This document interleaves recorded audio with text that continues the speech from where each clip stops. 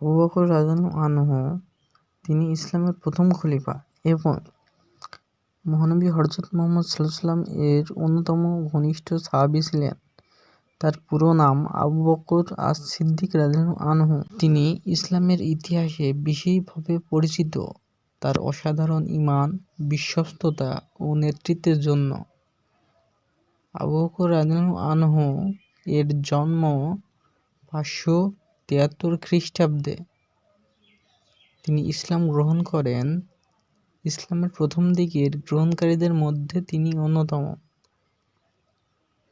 তার উপাধি আস-সিদ্দিক, সত্যবাদী, যা নবী সাল্লাল্লাহু আলাইহি ওয়াসাল্লাম তাকে উপহার দেন।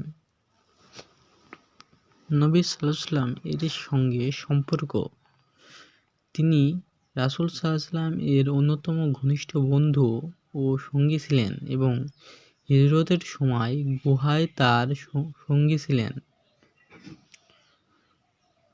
খলিফা: নবী সাল্লাল্লাহু আলাইহি ওয়াসাল্লাম এর ওফাতের পর 632 খ্রিস্টাব্দে মুসলমানদের প্রথম খলিফা হন। শাসনামল: 632 থেকে 634 খ্রিস্টাব্দ, প্রায় 2 বছর। ওফাত: 634 খ্রিস্টাব্দে মদিনায়।